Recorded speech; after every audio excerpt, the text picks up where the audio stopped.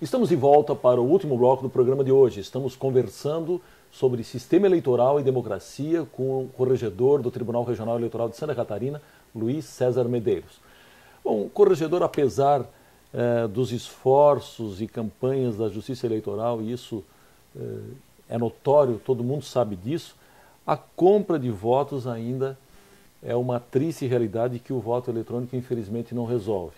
Bom, a maior dificuldade é encontrar quem denuncia a prática, né? Além da venda individual, há também aqueles casos de negociação coletiva de votos. Eu até exemplifico, por exemplo, uma comunidade pequena que está fazendo um centro comunitário ou quer melhorar o campo de futebol, reformar a capela ou mesmo começar a construção da capela, muitas vezes, principalmente em eleições proporcionais de deputados e senadores, acaba negociando, né? A diretoria combina lá com o candidato, aqui vão sair tantos votos, e o senhor manda aí um pouco de tijolo, tinta, cimento, areia e assim por diante.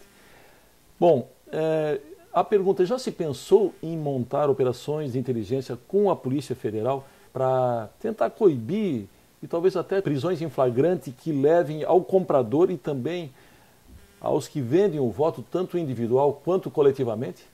Realmente esse é um problema muito, muito grave, e se nós formos pesquisar agora nos quase 1000 processos que nós temos, desses 1000, seguramente os 200, 300 diz respeito a essa matéria. Eu diria assim de início que o processo eletrônico, a urna eletrônica, o voto eletrônico, ele de certa forma ajudou. Por quê? Porque hoje ele impede o controle do comprador, do vendedor de voto, né? Aquele que vendeu, vota, mas não tem o controle do comprador. Coisa que existia no tempo do voto do Cabresto, né? Então já é uma pequena melhoria. Mas realmente isso é muito complicado, existem muitos processos a respeito disso, mas nós temos a plena consciência de que o espectro é muito maior. Então o que se faz? Na época das eleições, e principalmente quando desencadeada a campanha eleitoral, e realmente quando surge uma denúncia, ou nós já temos mapeado em alguns locais em que isso já se dá, nós realmente usamos da inteligência, não só da Polícia Federal, como nossa própria Força Policial Estadual, dos próprios funcionários do cartórios nas cidades pequenas, eles conhecem a situação. Então, vai se fazendo alguma atividade. Mas eu confesso que ainda é um trabalho quase que artesanal, né? É um trabalho quase que de improvisação no sentido de coibir. Vai-se muito mais, nós não temos uma atividade ainda proativa, nós temos uma atividade reativa. Há uma denúncia, nós vamos lá e tomamos providência. Então essa é uma outra situação que nós precisamos para o planejamento das eleições, contando com o apoio, com a parceria da Polícia Militar, da Polícia Federal, traçar planos estratégicos para impedir isso. Não não mirar tanto naquele que vende o voto por um cachorro-quente, ou por uma dentadura, ou por uma enxada, ou por um almoço. Mas sim naquele que se vale da desgraça alheia para usar esse subterfúgio, da fraqueza alheia para usar esse subterfúgio, né? E aí não são só os candidatos mal intencionados, mas os cabos eleitorais, enfim. Há como, sim, com um planejamento estratégico bem delineado, de nós coibirmos essa prática, essa odiosa prática, que tanto atrapalha a grande festa cívica democrática, que é a escolha pelo eleitor dos seus dirigentes. E o pior é que no âmbito da comunidade, pouca gente ou quase ninguém se propõe a denunciar, porque em tese a comunidade estaria sendo beneficiada, o doador seria um benemérito, só falta depois o nome dele para a placa também. Mas enfim, são problemas que ainda, como o senhor frisou, demandam soluções aí futuras. Bom, nas últimas eleições nós tivemos casos de prefeitos eleitos com maioria dos votos que tiveram o registro indeferido, posteriormente confirmado pelo Tribunal Superior Eleitoral. Bom, fatos como esses inclusive que aconteceram aqui em Santa Catarina, acabam gerando uma sensação de que o desejo da sociedade não foi respeitado. O que impede que tais julgamentos, desembargador, aconteçam antes da eleição, a fim de evitar esses constrangimentos coletivos? O próprio prazo eleitoral, por exemplo, né? Então nós teríamos que aprimorar isso. Eu não sei, eu dando uma entrevista logo depois das eleições, eu diria que nós teríamos que antecipar um pouco o processo, por exemplo, do registro de candidaturas. O registro da candidatura se dá em junho, né? E nós temos aí até setembro, que é um pouquinho antes, até o final de agosto, um pouquinho antes das eleições, para julgar todo esse processo. E agora com a lei da ficha limpa, com novos casos que causam inelegibilidade, o número de processos aumentou. Claro. Então é humanamente impossível. Nós trabalhamos muitas vezes até as 2, 3 horas da manhã para julgar nossos processos. Julgamos dentro do prazo. Julgamos. Só que o TSE não teve condições de apreciar os recursos até a data da eleição. E a lei eleitoral diz o quê? Aquele candidato que teve o registro indeferido e que está pendente de recurso pode concorrer.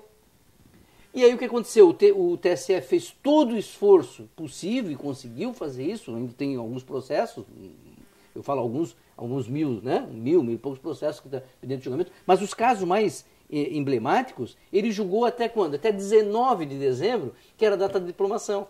Certo. Então, para impedir que fossem diplomados. Mas eles já foram eleitos. Então, isso causa um prejuízo para a justiça eleitoral, para o sistema eleitoral. Por quê?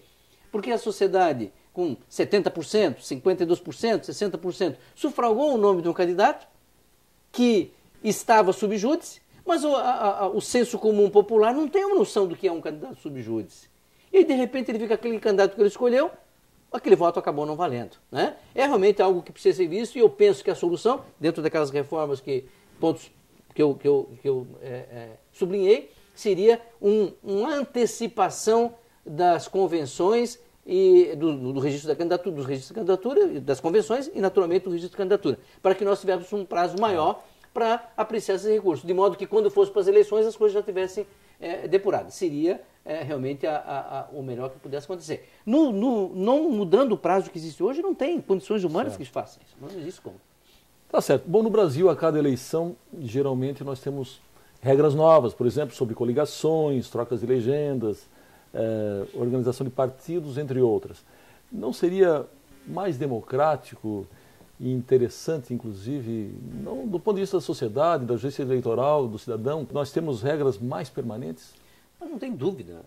A segurança e estabilidade jurídica ela é fundamental, ela é essencial para o correto processo eleitoral.